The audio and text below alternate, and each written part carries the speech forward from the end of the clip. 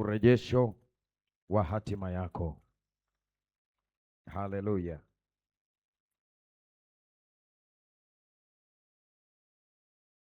Tunamalizia somo letu sehemu D au ya mwisho inayosema urejesho wa hatima yako. Fungua kitabu cha Isaya sura ya 42 mstari wa 22. Isaya 42 mstari wa 22, nitasoma. Lakini watu hawa ni watu walioibiwa na kutekwa, wote wamenaswa katika mashimo, wamefichwa katika magereza, wamekuwa mawindo, wala hapana aokoaye, wamekuwa mateka, wala hapana asemaye rudisha.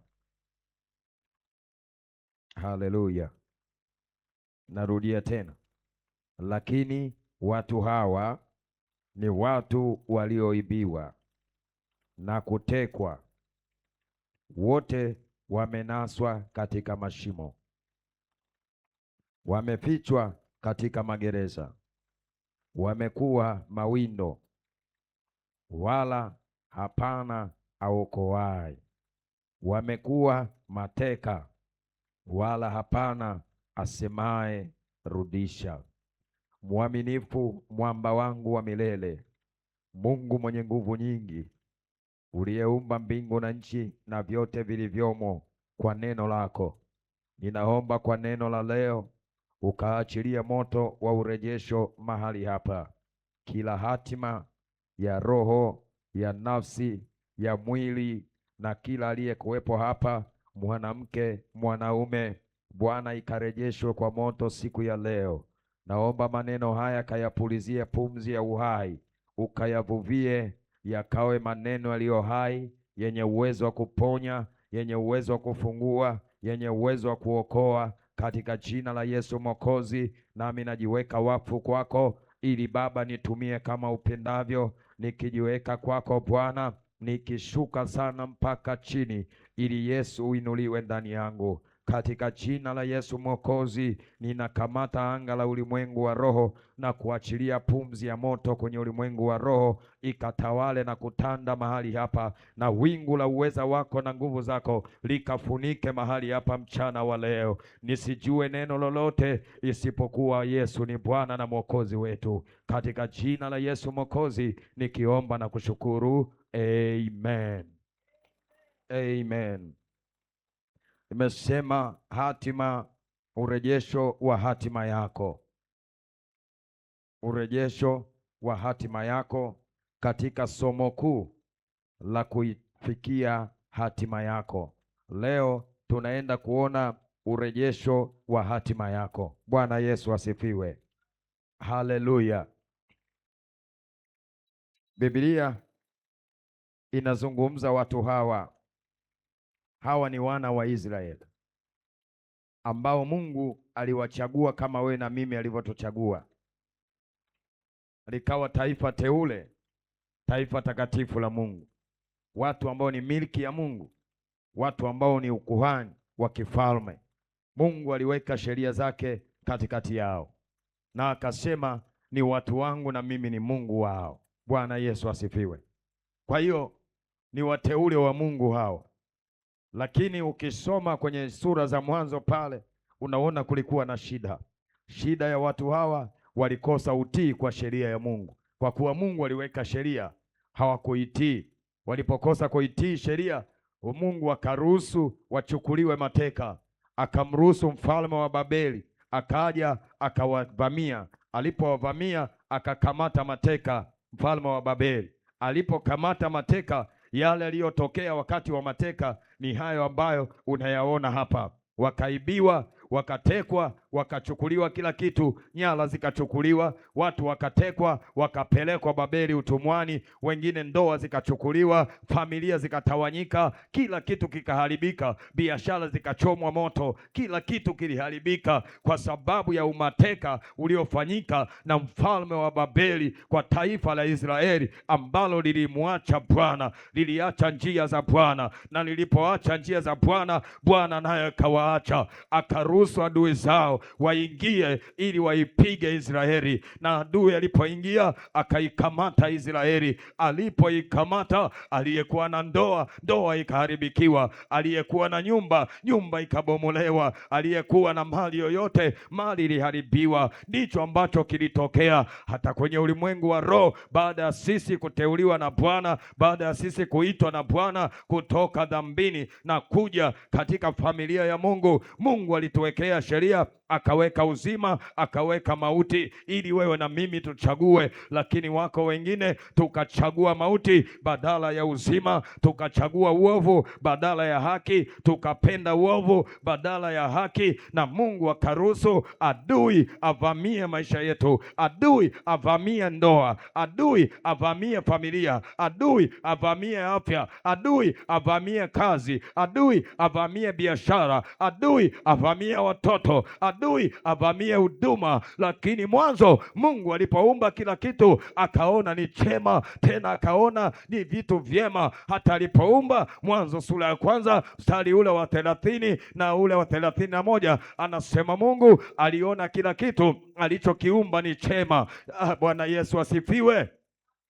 Akaona kila kitu ni chema na akaweka sheria pale bustanini, lakini mwanadamu alimuasi Mungu. Alipomuasi, uasi ulileta maafa. Yale maafa yalipoingia yakabadilisha hali ya hewa. Mwanadamu aliyekuwa akimpenda Mungu, mwanadamu aliyekuwa na ujasiri wa Mungu, ikafika mahali akawa hampendi tena Mungu, anamkimbia Mungu, Mungu anamtafuta, mwanadamu anakimbia, kwa sababu dhambi iliingia, kutokutii kuliingia, uasi uliingia, na ndivyo taifa la Mungu Israeli ndicho kilichofanyika. Anasema ya kwamba baada ya kwao kutokutii, Mungu akaachilia wafalme wa Babeli waje waipige Israeli, waivamie Israeli, wateke mateka Israeli. Na ndicho unachokiona hapa, huo mstari wa 22. Bwana Yesu asifiwe.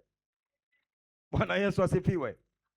Alipokuwa anawatazama tena baada ya uvamizi wa Babeli, Mungu anamwambia sasa nabii Isaya, anasema Isaya, unawaona watu hawa watu hawako sawasawa, hawa watu wamepungukiwa, hawa watu wametekwa, hawa watu wamevamiwa, hawa watu hatima yao imetekwa. Maana tulikuwa tuna safari ya kuelekea Kanani, tulikuwa kuna safari ya kuelekea kwenye nchi ijayo maziwa na asali, lakini Mbabeli akaja akawaiteka hiyo nchi, na hao watu sasa unawaona sio wao.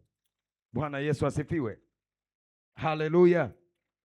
Ulipookoka, kuna vitu vizuri Mungu aliweka ndani yako, kuna maono mazuri Mungu aliweka ndani yako, kuna hatima nzuri Mungu aliachilia ndani yako. Mungu hakumuumba mwanadamu ili awe kahaba. Mungu hakumuumba mwanadamu ili awe mtu wa aibu. Mungu hakumuumba mwanadamu ili awe mtu wa kutangatanga asiye na kituo maalum. Hapana, Mungu aliumba mwanadamu, na alipomaliza akasema kila kitu ni chema. Bwana Yesu asifiwe.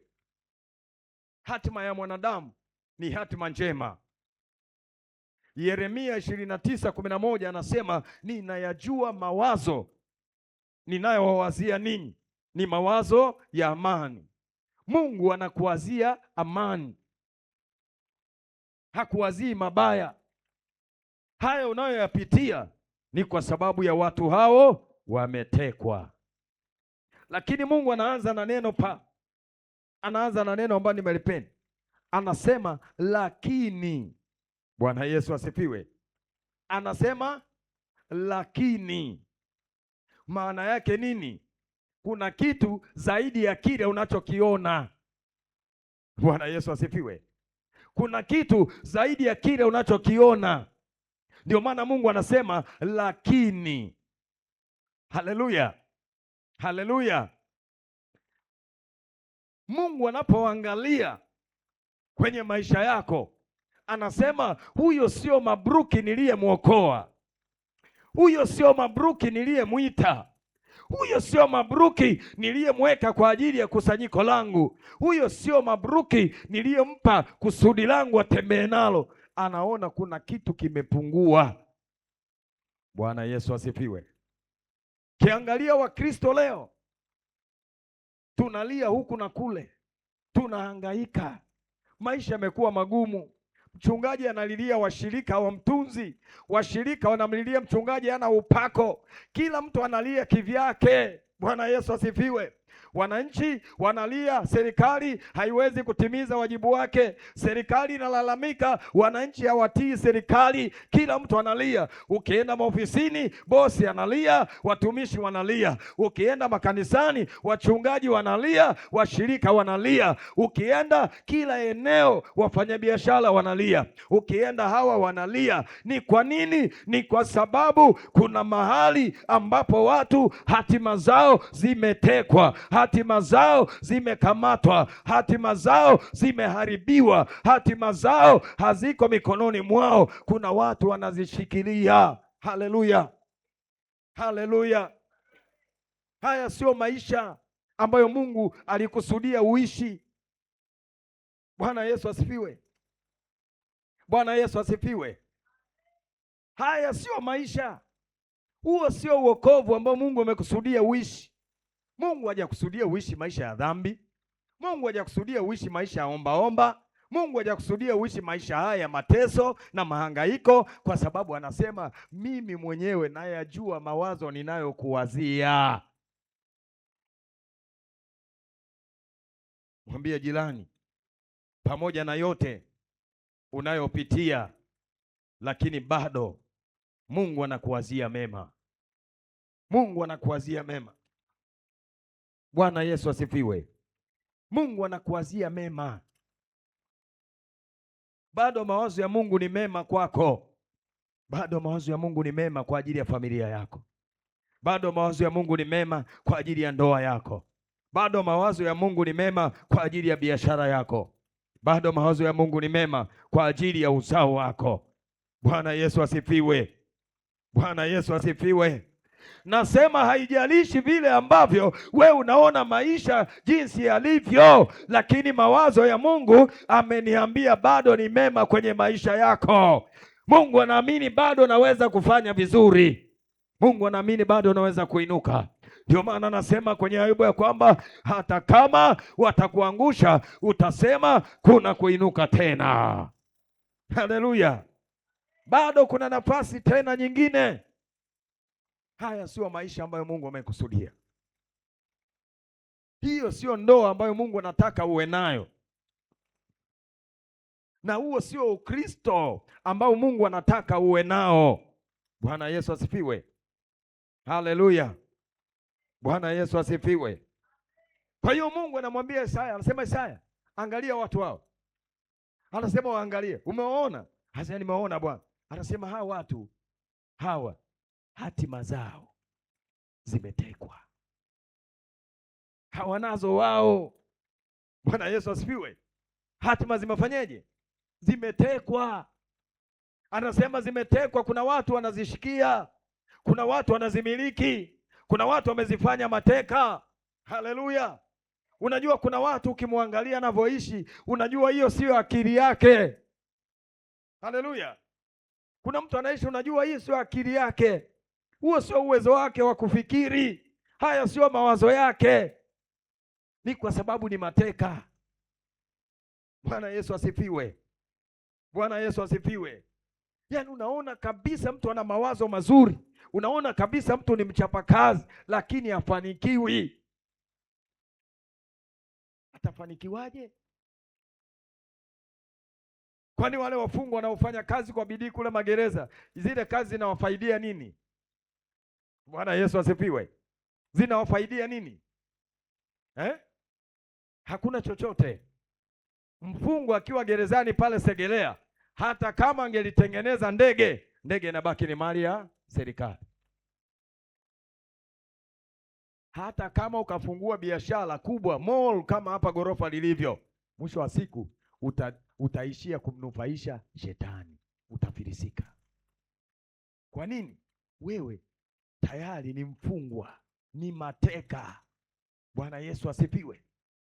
Lakini kuna watu ukiwaangalia uwezo wao wa kufikiri, unajua kabisa huyu akili zake zimeibwa, hizi sio za kwake. Bwana Yesu asifiwe.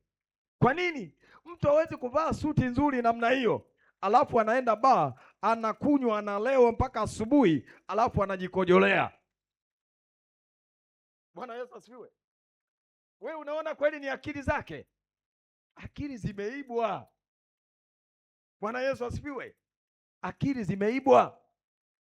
Yaani wewe ni daktari bingwa, daktari bingwa, amen, au daktari tu wa kawaida, unajua madhara ya kitu chochote kile, lakini bado unavuta sigara. Ni daktari wewe, lakini unavuta sigara. Unaona ni kawaida?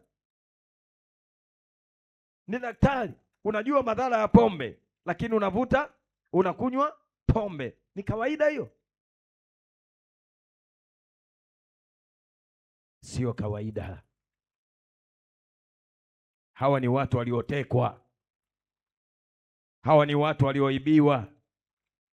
Hawa ni watu waliofungwa, wako magerezani.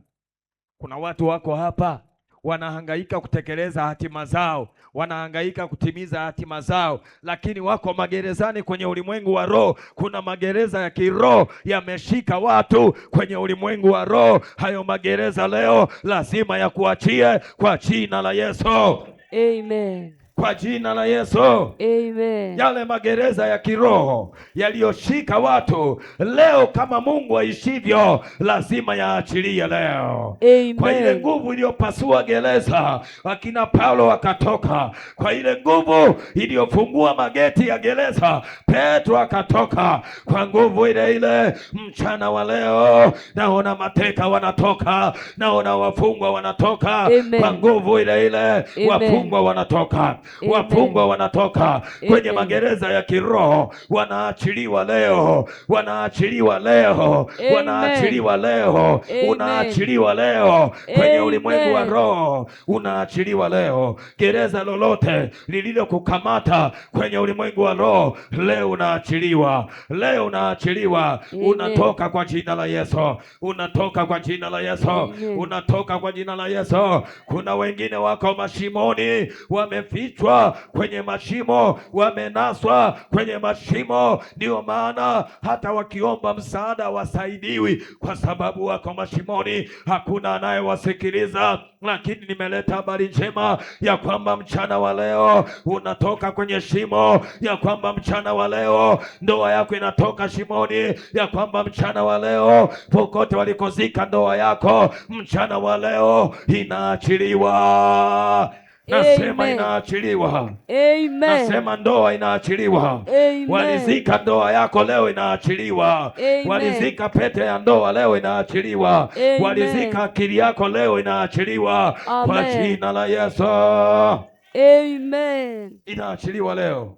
Amen. Inaachiliwa. Amen. Kuna vitu adui amezika kwenye maisha yako. Kuna vitu adui amevikamata kwenye maisha yako.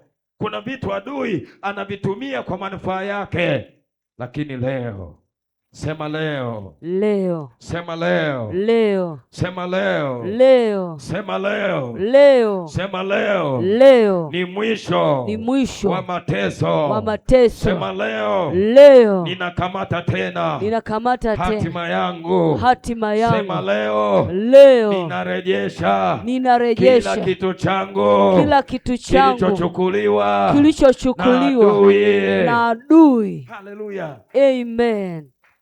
Kuna watu wanaishi hawana heshima, hawaheshimiwi. Kwa nini? Ule utukufu ulichukuliwa. Bwana Yesu asifiwe. Bwana Yesu asifiwe. Unajua utukufu wa Mungu ukiondoka kwenye maisha yako, kinachobaki unabaki wewe, unakuwa Ichabod. Unakuwa Ichabod. Manake ni kama skeleton. Bwana Yesu asifiwe. Amen. unakuwa mtupu. Ndio Ichabod. Maana yake Mungu amekuacha, neema ya Mungu imeondoka. Bwana Yesu asifiwe. Amen. Tunapocheza na neema ya Mungu, kuna wakati neema inaondoka. Unapocheza na neema ya maombi, kuna wakati ile neema ya maombi inaondoka. Unabaki wewe kama wewe. Unatamani kuomba uwezi, unatamani kufunga uwezi, unatamani mikesha uwezi, kwa sababu ile neema imeondoka. Bwana Yesu asifiwe. Amen. Lakini habari njema leo, chochote ambacho adui amechukua kwenye maisha yako atakirejesha maradufu mchana wa leo. Amen. Nasema alichukua bahati mbaya, alichukua makusudi, alichukua kihalali, isivyo halali. Ninachojua ni neno moja tu mchana wa leo. Bwana ameniambia ya kwamba watu hawamdharau mwivi anapoiba ili ajishibishe, lakini akikamatwa atarejesha vyote, na sio hivyo tu, atatoa na riba. Amen. Leo tunaenda kumdai shetani riba ya kila kitu alichochukua kwenye maisha yako. Amen. Nasema hivi, leo shetani anakwenda kutoa na riba ya ule pesa aliyochukua kwako. Amen. Bwana Yesu asifiwe. Amen. Bwana Yesu asifiwe. Amen. Soma Mithali sura ya 6 mstari wa 31.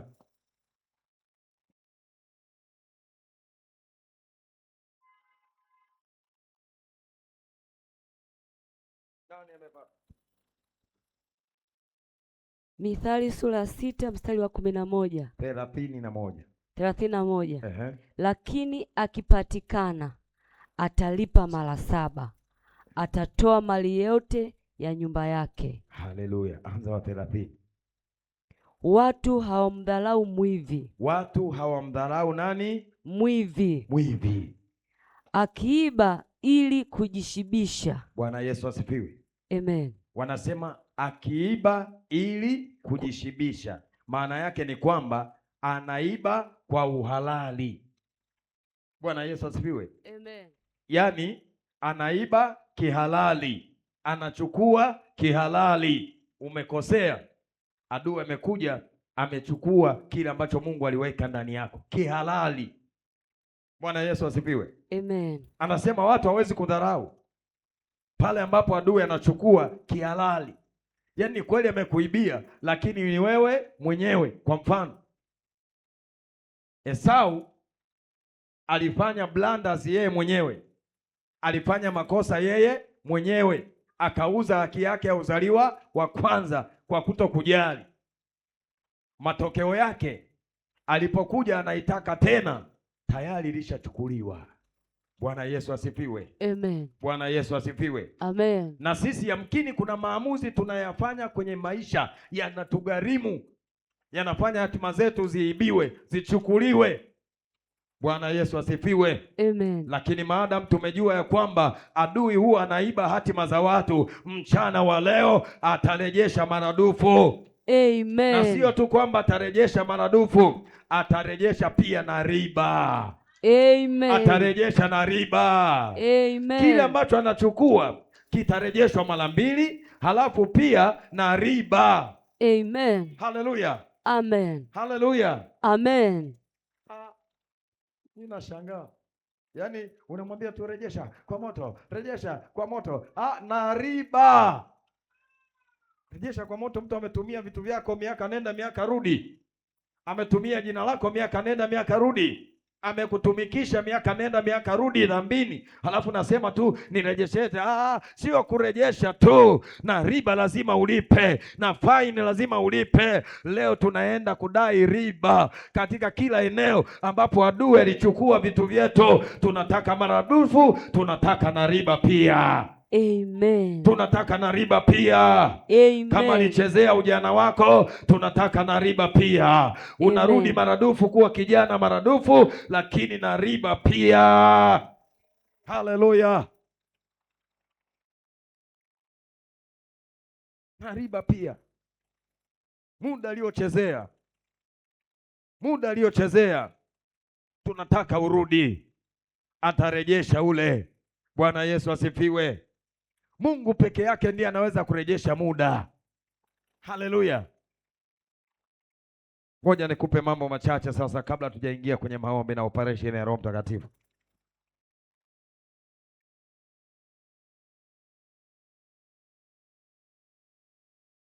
Kwa kuwa tunaendeleza na mwendelezo wa hatima yetu, kwamba hatima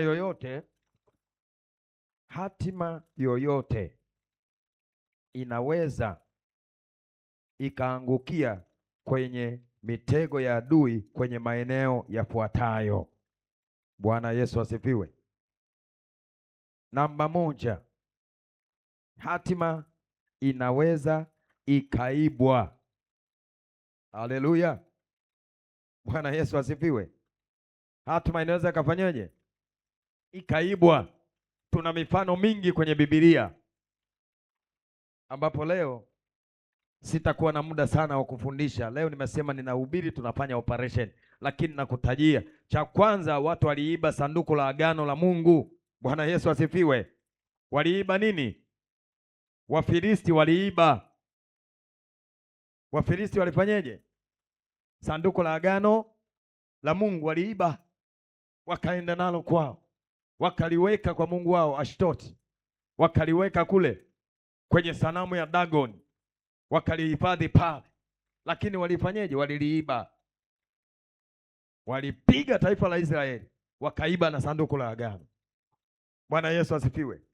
Namba mbili, sehemu ambapo hatima inaweza kaibiwa, tunaona kuna mfano yule mwanamke, wale wanawake wawili, yeye aliyemuua mtoto wake, alipoona mwenzie amelala, akafanyeje? Akamuiba yule wa nani? Wa jirani yake, akamchukua. Bwana Yesu asifiwe. Akambadilisha. Ndio wizi wenyewe, kwani alimuomba ni wa kwake. Kwa hiyo inatokea kabisa, inatokea. Haleluya, inatokea. Mfano wa tatu, yuko tapeli mmoja hapa anaitwa Yakobo. Tapeli anaitwa nani? Naye ni mwizi, tena ule ni wizi kwa njia ya udanganyifu, kujipatia haki ya uzaliwa wa kwanza kwa njia ya udanganyifu. Alimwendea baba yake akamwambia, mimi ndio Esau, nimeleta mawindo haya baba, hebu kula basi baba, unibariki. Baba anasema yaani mwili ni kama wa nani? Wa Esau, lakini sauti ni ya nani? Harufu ni ya nani? Yakobo. Lijamaa linaendelea, linasema hamna mzee, mimi ndo mwenyewe kabisa. Yaani leo Mungu amenibariki, nimeenda nimeua mnyama mapema, nikapata kitoweo, nikaandaa mapema, na baba nimeleta, nibariki, usikawie baba yangu, nibariki, mimi ndo Esau.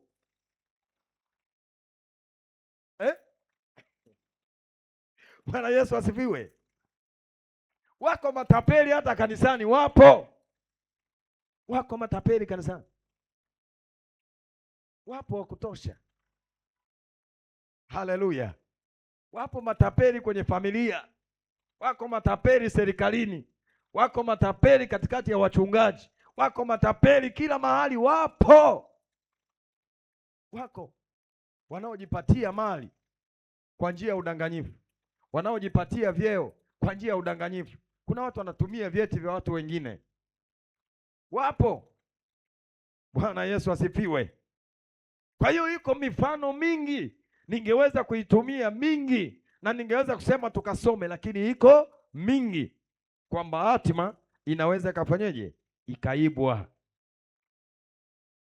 Na kitu chochote kile kilichoibwa, Mithali 6:30-31 inasema, watu hawamdharau mwivi akiiba kujishibisha, lakini akikamatwa, na mchana wa leo anakamatwa, anarejesha maradufu, anarejesha na riba toka miaka yote ile. Yaani riba ya miaka 10 ya kuharibu maisha yako leo inarejea, na instantly inarejea. Amen. Leo inarejea hapa.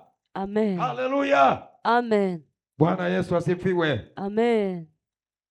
Lakini hatima inaweza pia kufanyika kuwa mateka.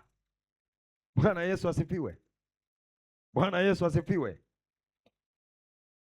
Wananiambia mchungaji, inafanyikaje? Kwani hatima iko ndani ya nani? Si ndani yako? Tukikuteka wewe, hatuteki hatima yako. Bwana Yesu asifiwe. Kwa hiyo hatima pia inaweza ikafanyika kuwa mateka kupitia kwa yule aliyoibeba. Bwana Yesu asifiwe. Ndio maana wale jamaa waliomnunua Yusufu walimfanya kuwa mateka, wakaenda naye kule. Hakuna biashara ya namna ile, biashara ya kiuni. Bwana Yesu asifiwe. Baada wewe unamuuzaje mtoto mdogo? Anaenda kufanya kazi gani? Haleluya. Kwa hiyo yawezekana kwenye ulimwengu wa roho ndugu zako wamekuuza, wamekufanyia biashara. Hatima inaweza kufanyiwa biashara. Haleluya. Lakini mchana wa leo, nasema mchana wa leo unaenda kupokea kila kitu ambacho ulipoteza, tena mara mbili, na pia riba yake utaipata leo kwa jina la Yesu. Kwa jina la Yesu. Lakini pia hatima inaweza kunaswa kwenye mashimo, kufukiwa. Bwana Yesu asifiwe. Kisoma habari za kitabu cha Mwanzo, nafikiri ni sura kama 22 au 26, inazungumzia habari za visima vya Yakobo, visima vya nani? Vya Isaka. Vilifanyeje? Vilifukiwa. Visima vya Ibrahimu vilifukiwa. Vile visima vilifukiwa, watu walivifukia ili visifanyeje? Visitoe maji. Unaona watu walivyo wabaya. Unaweza ukawa unaonekana una vipawa vizuri kanisani, watu wakafukia, wakafunga. Utafurukuta miaka nenda miaka rudi, hakuna utumishi, hakuna chochote. Bwana Yesu asifiwe. Mtu yuko tayari hata achukue nguo nzuri akununulie, akuletee, ili mradi ukivaa anafunga hatima yako, ukivaa anafunga nyota yako, ukivaa anafunga biashara yako, ukivaa anafunga utumbo lako, ukivaa anafunga uzao wako. Bwana Yesu asifiwe. Kwa hiyo hatima pia zinaweza kunaswa kwenye mashimo. Kwenye mashimo. Yusufu ni mmoja wapo. Jamani, si alitupwa shimoni? Aliwekwa shimoni. Bwana Yesu asifiwe. Lakini hatima pia inaweza kuwa imefichwa gerezani. Bwana Yesu asifiwe. Inaweza ikawa imefungwa gerezani. Yusufu alikaa gerezani kwa zaidi ya miaka mingapi? 2. Biblia inasema tu yule mnyweshaji alienda akakumbuka baada ya miaka 2, lakini hatujui kabla ya kukutana na yule mnyweshaji alishakaa miaka mingapi, lakini miaka zaidi ya 2. Yuko wapi? Yuko gerezani. Yaani waziri mkuu, hatima ya waziri mkuu imefungwa gerezani. Mandela miaka 25, wapi? Gerezani. Hatima ya uraisi imefungwa wapi? Gerezani.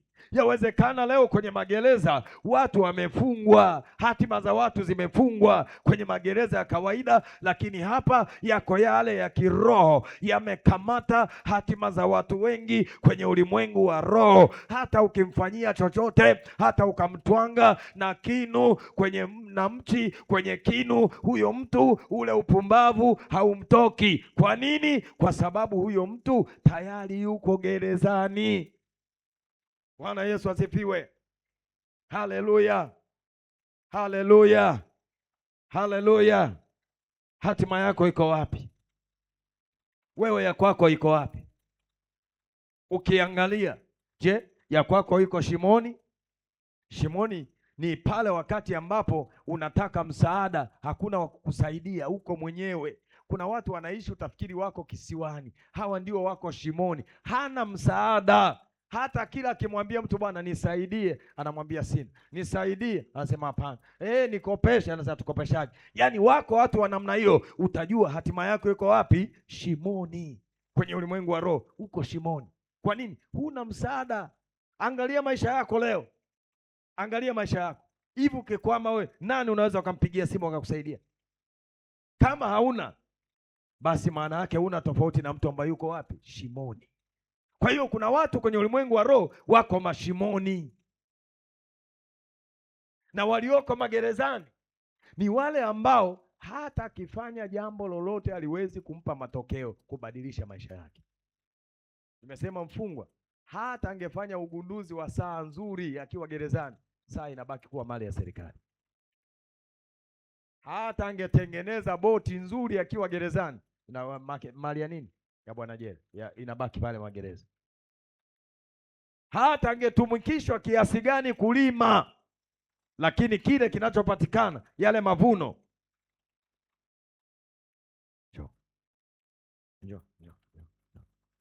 kasimame pale, kae pale, simama. Hata kama angetumikishwa kiasi gani, Bwana Yesu asifiwe, lakini hana chochote ambacho anafanyeje, ananufaika nacho. Vyote vinakwenda kwa bwana jela. Yeye faida yake ni nini? Kula na kunywa na kulala. Basi ukiona maisha yako unahangaika sana, unajituma sana, unafanya kazi kwa bidii, lakini hakuna mabadiliko, hakuna maendeleo, kwenye ulimwengu wa roho uko gerezani wewe. Uko gerezani wewe, kwa sababu mfungwa faida yake gerezani ni kula na kunywa, basi hana faida nyingine. Haoi, hazaliani. Bwana Yesu asifiwe.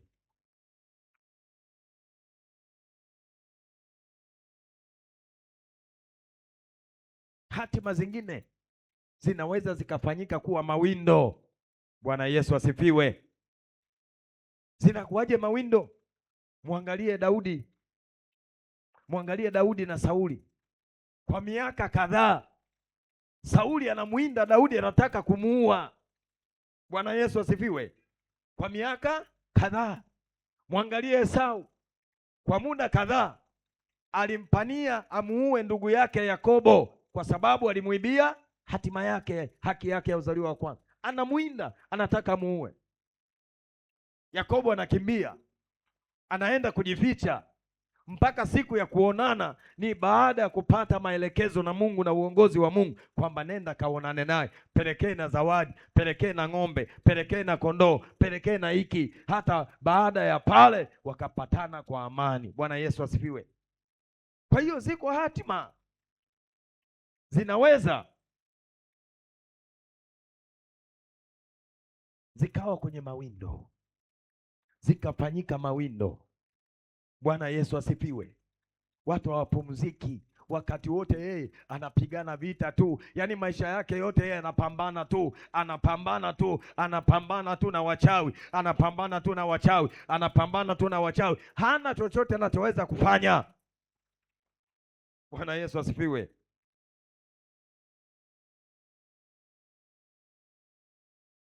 Haleluya.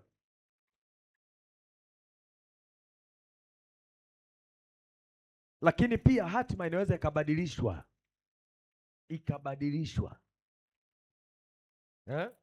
ikafanyaje? Angalia Esau, mwangalia Yakobo. Ukisoma kwenye ile mistari ya mwanzo kule, sura za mwanzo, kabla ile sura ya 25. Bwana Yesu asifiwe.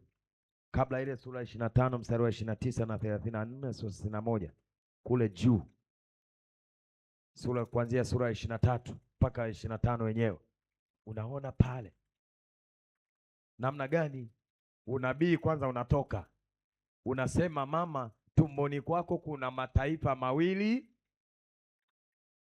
yanagombana, yanapigana, lakini mdogo atamtawala. Ile ilikuwa ni vita ya hatima. Bwana Yesu asifiwe. Vita ya nini? Ya hatima. Yaani vita ilianzia tumboni. Utapeli Yakobo alianzia tumboni, mpaka siku alipokutana na malaika. Ile Mwanzo sura ya 32 alipokutana na nani? Na malaika, akashindana naye, akamwambia Bwana, leo Baba, usiponifungua, usiponiweka huru, usipoondoa utapeli ndani yangu, sitaende, yani sikubali, sikuachii. Kuna majitu anakuja kanisani ana miaka 20, halafu yani anaendelea kusengenya miaka 20, anaendelea kusengenya tu kanisani. Miaka 20 yanaendelea kuwa waongo kanisani. Miaka 10 yanaendelea kuwa mazinzi tu kanisani. Miaka 10 yanaendelea tu kuchelewa ibadani. Miaka 5 yanaendelea tu kuchelewa kwenye maombi. Yaani yenyewe hayafiki mahali kwenye ibada yakasema, Mungu leo sitoki mpaka hiyo roho ya kuchelewa ibadani iondoke ndani yangu. Bwana Yesu asifiwe. Haleluya. Kwa hiyo umeona hatima inaweza ikachezewa kwa namna mbalimbali. Bwana Yesu asifiwe. Haleluya. Lakini tuangalie namna gani hatima inaweza ikarejeshwa.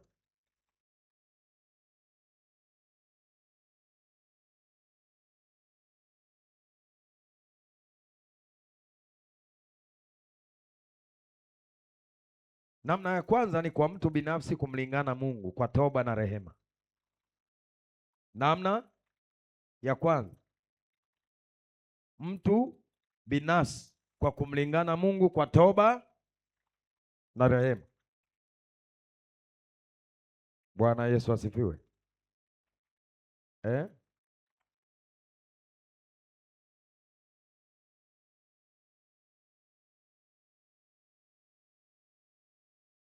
Nyakati wa kwanza sura ya 4 mstari wa 9 na wa 10. Nyakati wa kwanza sura ya 4 mstari wa 9 na wa 10. Na kusomea haraka hapa. Biblia inasema hivi: naye Yabesi alikuwa mwenye heshima kuliko nduguze, na mamaye akamwita jina lake Yabesi, akisema, ni kwa sababu nalimzaa kwa huzuni. Mstari wa 10. Huyo Yabesi akamlingana Mungu wa Israeli, akisema, lau kwamba ungenibarikia kweli kweli na kunizidishia hozi yangu, na mkono wako ungekuwa pamoja nami, nawe ungenilinda na uovu, ili usiwe kwa huzuni yangu. Naye Mungu akamjalia hayo aliyoyaomba. Bwana Yesu asifiwe. Kwa hiyo njia ya kwanza ni mtu binafsi kwa kumlingana Mungu kwa toba na rehema na kumlilia Mungu siku zote mpaka pale Mungu atakapofanya. Lakini mfano wa pili tumeona mtu mwingine ni yeye nani? Yakobo aliyemlingana Mungu akasema hivi, sitakuachia mpaka umenibariki. Kwa hiyo hata na wewe una nafasi hiyo. Hiyo ni ya kwanza. Bwana Yesu asifiwe. Ya pili ni kwa kupitia mtumishi wa Mungu au mpako wa mafuta wa nani? Wa Mungu. Wafalme wa pili sura ya 5. Sorry. Sio Wafalme wa pili sura ya 5. Ni Waamuzi.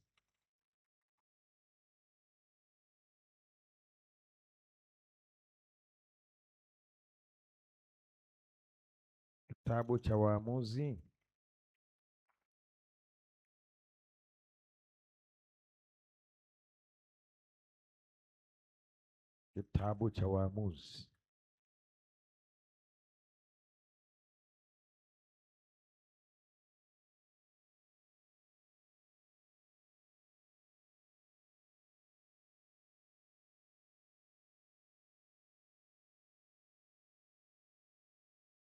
sura ile ya 6.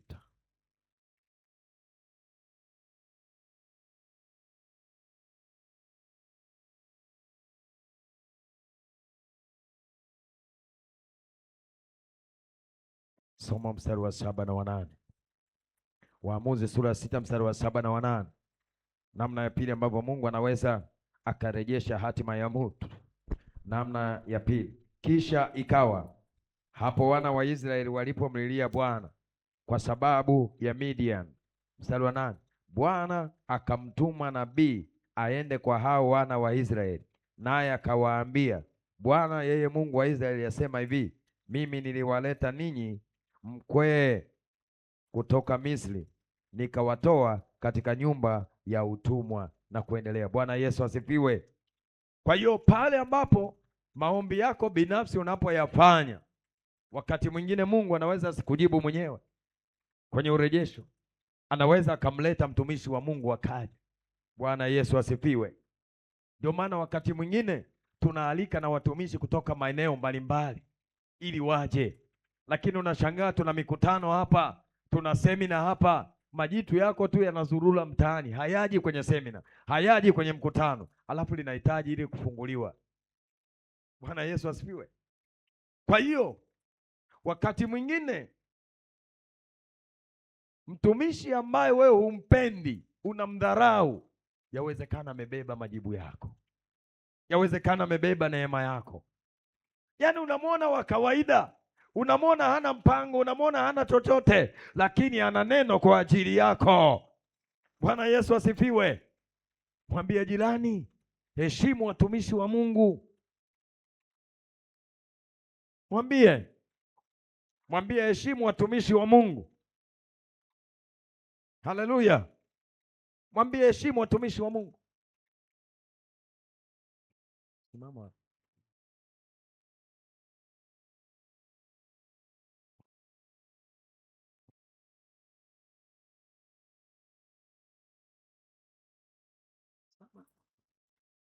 Heshimu watumishi wa Mungu.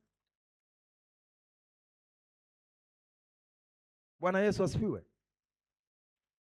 Wakati mwingine mtu anaweza akakukaribisha kanisani, karibu kanisani. Kanisani mimi na kanisa langu mimi na mchungaji wangu, alafu mimi baba yangu ni nabii, baba yangu anaona, yani baba yangu anatabiri, huyo yani anatabiri.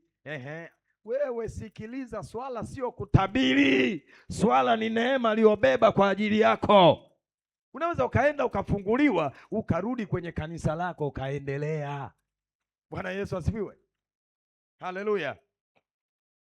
Kwa hiyo hao watu walipomlilia Mungu, Mungu akatuma nabii, Mungu akatuma mtume, Mungu akatuma mchungaji, Mungu akatuma mwalimu, akatuma mwinjilisti. Bwana Yesu asifiwe.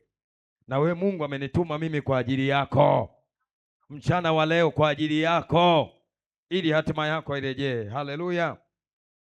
Lakini namna ya tatu, Mungu anaweza akamtumia mtu mwingine yeyote yule. Haleluya. Anaweza fungua kitabu cha Wafalme wa Pili sura ya 5. Mungu anaweza akamtumia mtu yoyote yule.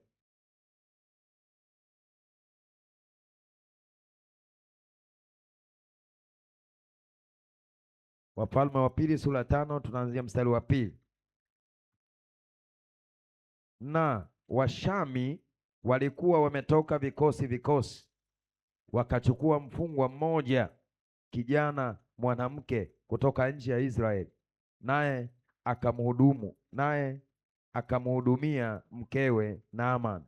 Mstari wa 3, akamwambia bibi yake, laiti bwana wangu angekuwa na yule nabii aliyoko Samaria, maana angemponya ukoma wake. Bwana Yesu asifiwe.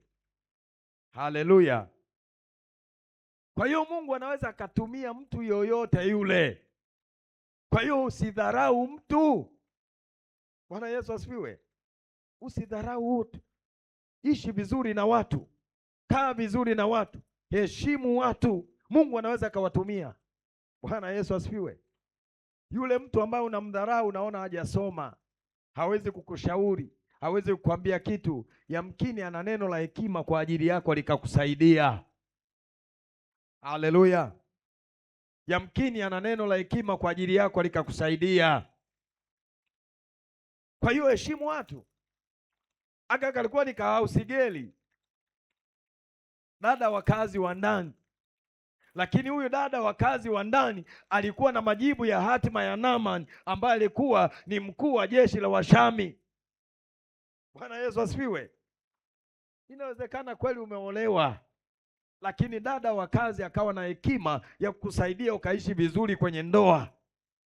Inawezekana kweli wewe ni bosi ofisini kwako, lakini yuko mfagizi anaweza akakushauri kwa hekima, akakusaidia ukaepuka na aibu, ukaepuka na fedhea. Mheshimu huyo. Haleluya. Msichague watu wa kuishi nao wa kuheshimu. Kuna familia zingine hausigeri ana chakula chake, wenyewe wana chakula chao. Ninyi sio tu mbinguni ya mwendi. Yaani ninyi hata hapa tu mnapoteza muda.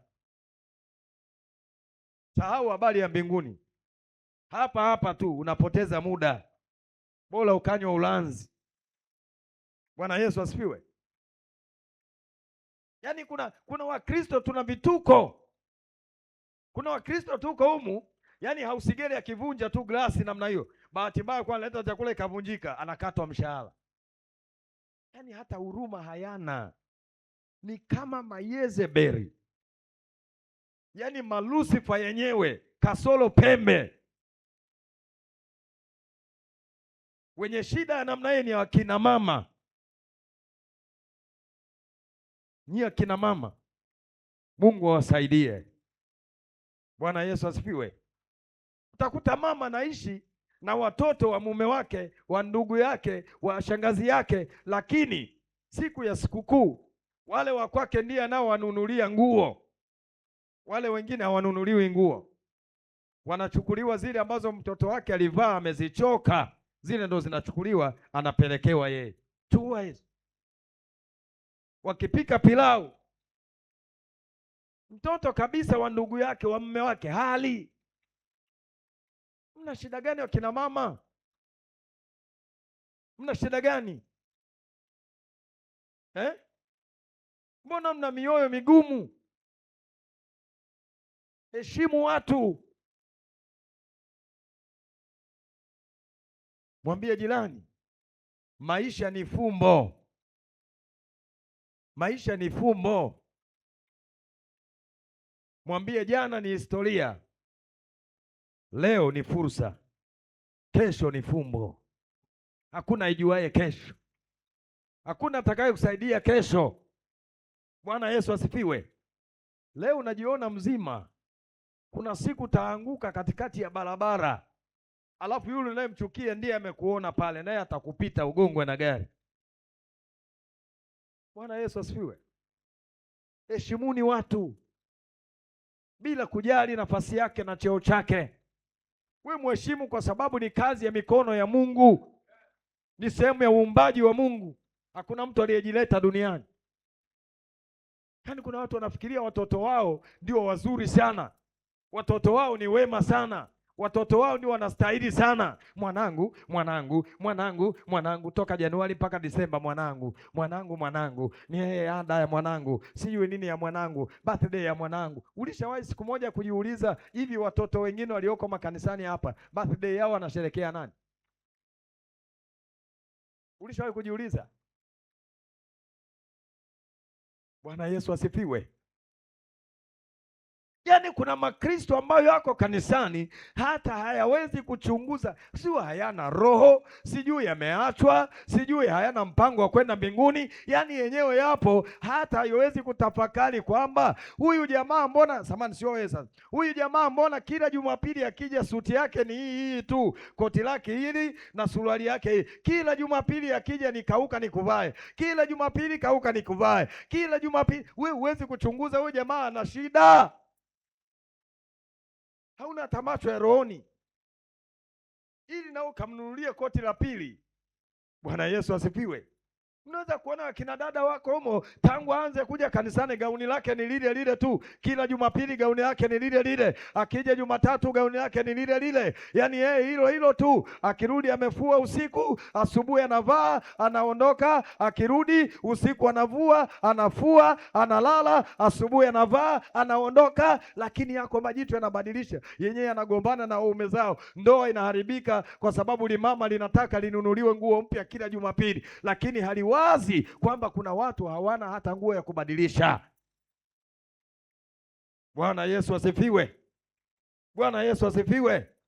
Kama unavyompenda mwanao asome afike mbali, penda na watoto wa majirani zako, wapende na wengine, wawazie mema, wazie mema na mabinti wa jirani zako, kwamba nao wanahitaji maisha, wanahitaji kusoma, wanahitaji kula, wanahitaji kuvaa, na wewe ndiye Mungu amekubariki, wabariki na watu wengine.